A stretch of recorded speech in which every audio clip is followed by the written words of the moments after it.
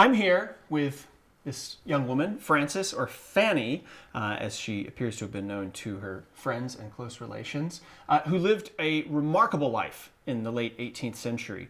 She was born, and you see her here as a young woman, the illegitimate daughter of a British officer. Her father did not recognize her, left the scene. Her mother died shortly afterward, and she was actually raised by her aunt in the Mohawk Valley before her aunt married an Irish immigrant named Brush, and the family moved to New York City. That's probably about the time this painting was made, although we don't know the artist.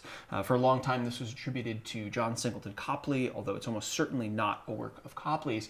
But it depicts a fairly privileged young woman who, despite this tragedy of her early upbringing, was now kind of well encircled in New York society. Her stepfather was a lawyer and eventually rose through the ranks of New York colonial government.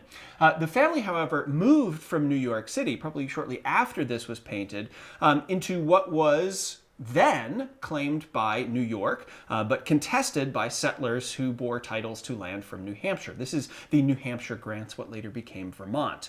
And her stepfather became one of the arch rivals of the faction that held their titles to land there from the colony of New Hampshire, known as the Green Mountain Boys. In fact, Brush was one of the individuals who put the price on the head of Ethan Allen. And this will come back to Fanny's story later. Ultimately, he went to Boston as the Revolutionary War expanded, was captured by rebel forces, and her and her mother were left to kind of live through the tumult of the early years of the American Revolution. Brush escaped imprisonment, came back to New York City, but in 1778 committed suicide. By this point, Fanny had married a man by the name of Buchanan, about which we know very little, but he too died during the war when they were in New York, and she and her aunt moved back to Vermont in the middle of the Revolutionary War. At the end of the Revolution, having survived the tumult of this period, she ultimately married the leader, early in the Revolution, of those Green Mountain Boys, Ethan Allen, and the couple moved towards Burlington. The home that they shared still exists to this day as the Ethan Allen homestead, and they lived together, raising a number of children, until Ethan Allen's death in 1789.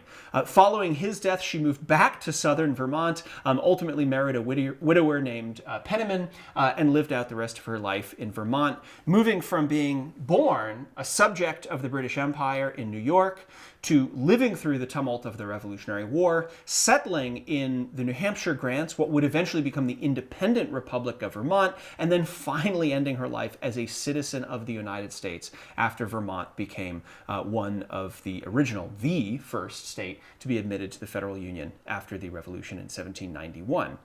Throughout that time, she raised a number of children, including the first Catholic nun from New England, as well as two of her sons who went on to the U.S. Military Academy at West Point.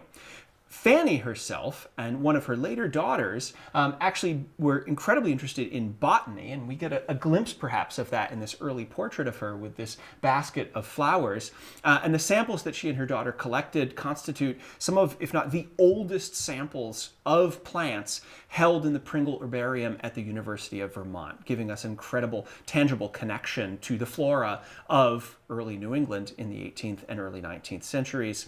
And really remarkable reminder of a fascinating life lived over the period through which British colonies became American states.